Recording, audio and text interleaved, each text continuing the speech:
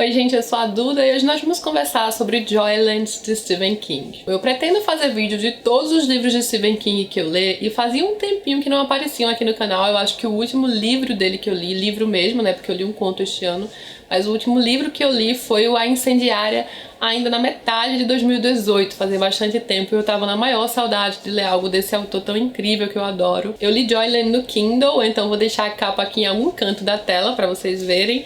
E foi um livro publicado originalmente em 2013 e segue na contramão aí dos calhamaços do Stephen King. Ele é um livro mais curto e rápido de ler, que tem essa capa maravilhosa de um parque de diversões, uma coisa meio vintage retrô, né? Porque o livro se passa na década de 70, algo que me chamou bastante atenção, eu gosto bastante. O protagonista, na verdade, já está na atualidade. A escolha narrativa desse livro foi algo que eu gostei muito, porque o personagem já é um homem mais velho, ali na casa dos seus 60 e poucos anos, em 2013, quando o livro foi publicado, rememorando, lembrando aquele momento de sua vida quando ele tinha 21 anos de idade e que ele passou por algo que o marcou para sempre.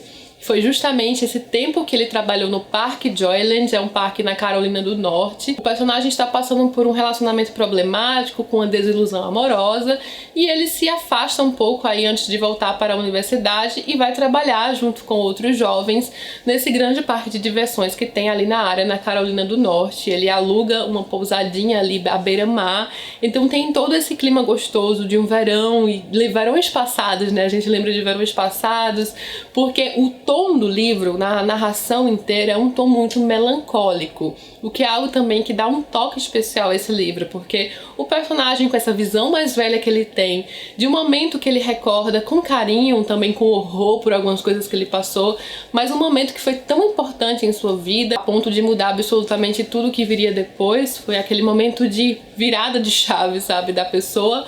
Então ele vai lembrar com um toque bastante melancólico e nostálgico desse período tão importante na década de 70, e ele começa a contar ali aos poucos, com algumas já previsões de coisas que irão acontecer. Então a gente já fica naquela expectativa. Esse ar de verão também e de parque de diversões me lembrou bastante os livros do Ray Bradbury, uma mistura aí do verão de Licor de Dente de Leão, né, que vai justamente relembrar esses verões da infância ou de outra época de sua vida, com o Algo Sinistro Vem Por Aí, que é toda essa questão do parque de diversões, que no livro do Ray Bradbury tem uma pegada mais macabra, mas neste aqui, por mais que o Parque Joyland seja um parque que vende felicidade, né, já diz o título, Joyland, a terra da alegria, e ele tem como objetivo essa questão da felicidade, ele também traz um aspecto obscuro, sinistro, macabro, porque na parte mais assustadora ali, digamos o trem fantasma, né, sempre tem aquela parte mais assustadora do parque, há algumas coisas que as pessoas temem bastante, algumas assombrações, uma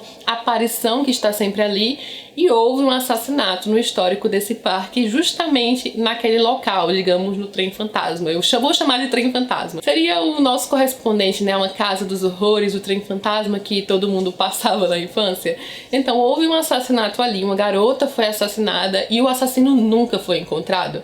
Então aquilo assombra essa questão no parque, mas ele é um parque tradicional. O dono do parque é um homem bem mais velho, que tem suas regras próprias. Ele é um personagem que já desperta um carisma também quando aparece. E o protagonista, que é o Devin Jones, tem alma de parque. Ele é dito como uma pessoa com alma de parque, que se doa ali na situação.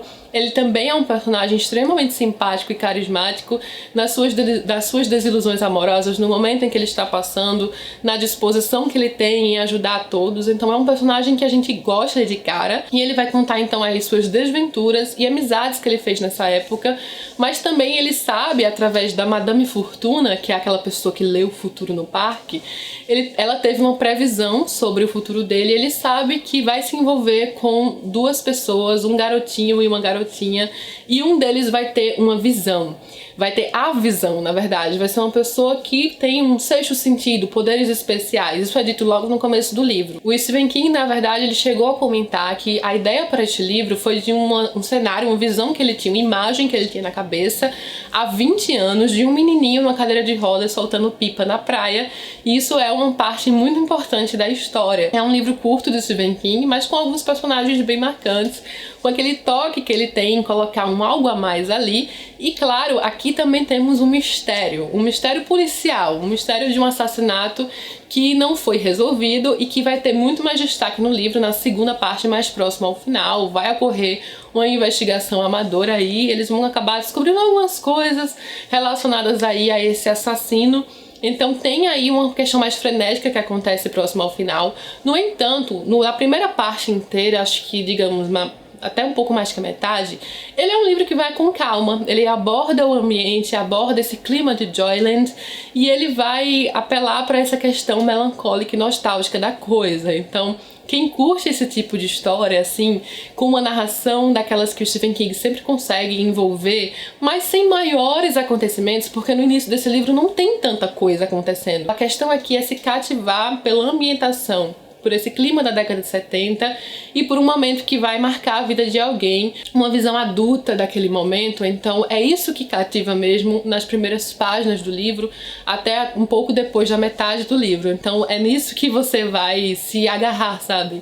É para quem gosta desse tipo de ambientação mais lenta mesmo, porque ele não tem tantos acontecimentos no início. E já depois da metade, ele tem outras coisas acontecendo, assim, ele pega um ritmo maior, mas o Stephen King tem isso, né, de nos colocar ali naquele local, de nos mergulhar naquele local, naquelas lembranças, a ponto da gente achar que aquilo poderia de fato ter acontecido, né? Eu acho que os livros de Stephen King têm um realismo, por mais absurdos às vezes que sejam o plot, assim, por mais assustador, sobrenatural, digamos que seja as histórias dele, tem algo muito real na forma como ele conta essas histórias, sabe? Porque vai apelar para os sentimentos próprios dos seres humanos, para as coisas que despertam nossas emoções e para as experiências vividas. E muita gente vai conseguir se relacionar, né, com essas lembranças do passado, primeiros amores, enfim, decepções, amizades que marcam a vida.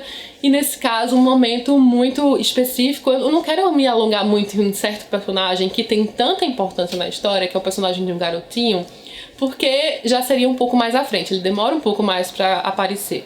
Mas ele é um personagem incrível, eu gostei muito do que o Stephen King fez com esse personagem, da sabedoria que ele deu a esse personagem. Acho que traz momentos muito tocantes também na história. É uma história que eu sim chorei um pouco, assim, soltei algumas lágrimas mais próximo ao final. Então ele tem um pouco de drama aí, eu diria até que seria mais pra esse sentido do drama, claro, tem mistério, mas não muito pro terror. Tem sim alguns momentos que ele pode dar um arrepiozinho, sabe? Mas próximo ao final especialmente. Eu li esse livro à noite, predominantemente à noite, e no dia que eu estava lendo e que eu realmente avancei, assim, deslanchei na leitura, tava rolando muito vento. Sabe aquele vento que fica uivando na janela? Então eu entrei muito no clima de determinadas cenas, porque o personagem tá ali na praia à noite com vento, mesmo no parque ou na hospedagem em que ele se encontra, enfim. E aí todo aquele vento me fez entrar mais ainda no clima do livro. Eu gostei muito do clima desse livro. Eu acho que se você, por exemplo, procura um livro que fuja mais do terror e que queira ter uma experiência com o Stephen King, que é um autor tão incrível, esse pode sim ser uma boa ideia de por onde começar no autor, dos primeiros livros para você começar a ler, especialmente também pelo tamanho, ele é um livro mais rápido, assim você vai tendo uma ideia melhor do tipo de escrita, em ambientação e descrição que o Stephen King cria em suas histórias, e claro que em algumas de suas histórias ele vai fazer isso mais profundamente, né, nos grandes calhamaços que ele escreveu na vida, mas essa é uma história especial, assim, é uma história que eu gostei demais da ambientação, da narração, assim, do tom, do toque melancólico e nostálgico que ele usa, e é justamente o tipo de história que me lembra as histórias de Ray Bradbury, né, que é um dos grandes ídolos do Stephen King e que influenciou tanto a sua escrita. Nesse livro eu percebi claramente também mais da influência do grande mestre Ray Bradbury em um autor incrível, também um grande mestre do terror, sobretudo um mestre contador de histórias também, né, porque o Stephen King vai muito além do terror.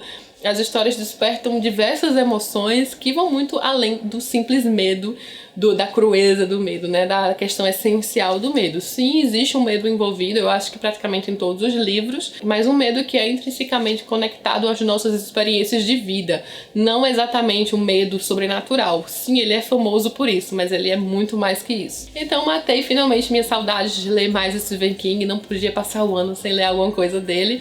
Gostei muito de Joyland, gostei da experiência e quero começar 2020 com alguma outra coisinha dele. Quem sabe finalmente seja a hora pra mim da leitura de O Iluminado, né, que eu adiei tanto. porque foi um dos que eu mais temia, assim, senti um medo, mas quero muito ler, então, enfim. Vocês vão saber, porque vai sair tudo aqui no canal. Vou fazer vídeo de tudo que eu ler dele. Eu espero que vocês tenham gostado também de conhecer Joyland. Se você já leu, conta aqui embaixo o que achou, ou se quer ler. Vamos trocar uma ideia nos comentários. O link pra compra do livro vai estar aqui embaixo também, caso alguém se interesse. E se gostou do vídeo, não esquece de curtir, se inscrever no canal. Beijo enorme a todos e até a próxima.